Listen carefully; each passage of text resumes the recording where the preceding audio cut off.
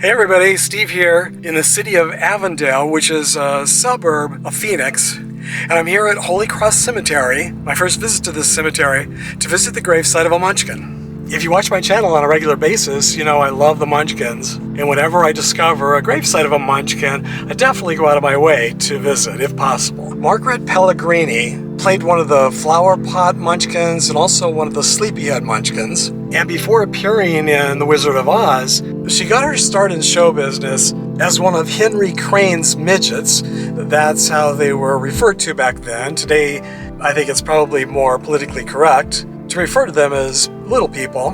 But back in the day, the term was midgets. When I was growing up, that was the term everyone used. And even the credits on The Wizard of Oz lists her as one of Leo Singer's midgets. So I guess she was working with Leo Singer at the time. I think he was her manager, and I think he managed quite a number of the Munchkins who appeared in the film. Her Find a Grave memorial page didn't have a GPS and no photo, so I wasn't even really sure if it was a marked grave or not. So I thought I would I assumed it was a pretty small cemetery, and it is, thank goodness. And on my way in, I just happened to see a gardener working in a section here. And so I asked him, I said, can you tell me how to find the BM section, which is how it was listed on Find a Grave? And he said, oh, Blessed Mother, which makes sense. This is a Catholic cemetery. So he said, yeah, it's right here. And he was working in that section, which is a fairly small section. I said, well, can you help me find row 14 and grave 50? And he knew exactly where it was. In fact, it was just a few rows away from where he was standing. So he walked me over there, and sure enough, she does have a headstone here with her husband. So I just added the photo to Find a Grave, and I also added a GPS to make it easy in case any of you other Wizard of Oz fans plan to visit. This is a pretty nice little cemetery. This is really early in the morning. It's only around 8:30 in the morning. There's a chapel here and an outdoor columbarium with crypts, maybe some niches as well. Yeah, I think I see some niches there. But Margaret and her husband, they're buried in the ground in a traditional gravesite. It was interesting and also pretty sad to read on her Find a Grave memorial page that she said she only made $50 a day for her role in the film, and she worked 6 days. So she only made $300. On the other hand, she'll be famous forever for her role in The Wizard of Oz. And just about everyone in the world has heard of the film or seen the film, and certainly heard the song Somewhere Over the Rainbow. So that kind of compensation, I think, is better than money. And $50 back in the day, that probably was quite a lot of money. Right now, $50 will barely get you a cup of coffee and probably in New York City. But back then, you could probably buy a house for $50. So, you know, it's all relative. Her husband, Willie Pelligrini, apparently was an ex-prize fighter.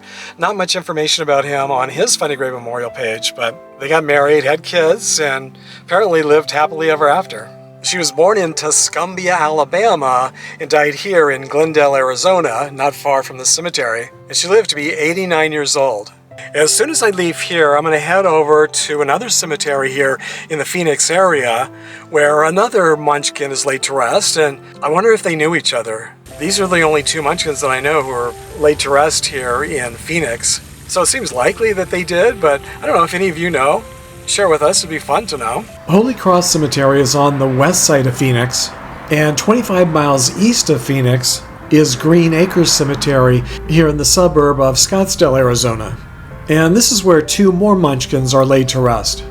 Emil Kranzler lived to be 82 years old, dying in the nearby city of Tempe, Arizona, on April 7th, 1993. He was married to Marcella Kranzler, who lived to be 81 years old. She died in Tempe, Arizona on February 22nd, 2004. In The Wizard of Oz, they both played Munchkin villagers. They were cremated and their ashes are interred here in the Heritage Mausoleum Garden. Of the many Munchkin final resting places that I visited all over the country since I started this channel, they definitely both have two of my all-time favorite epitaphs. The cremation garden is located right behind the mausoleum, and you can either go through the mausoleum to get there, or you can go through this arched gateway on the left-hand side. And this pathway takes you right to their niches. Here's a plaque to the entrance of the Heritage Remembrance Garden. This isn't exactly Oz, but this curved walkway is kind of giving me a Yellow Brick Road moment.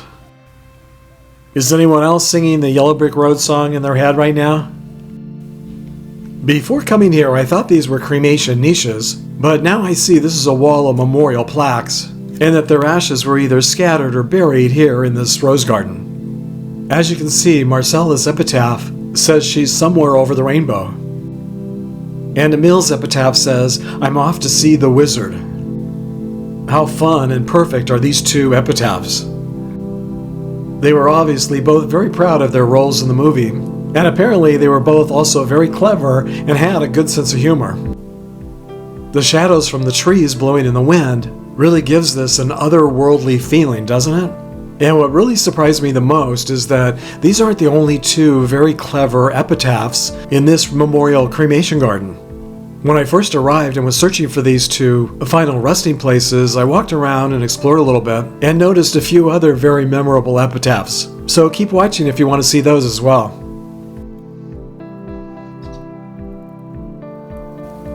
This woman here, just to the left of the Kranzlers, wanted to be remembered as the butterfly lady.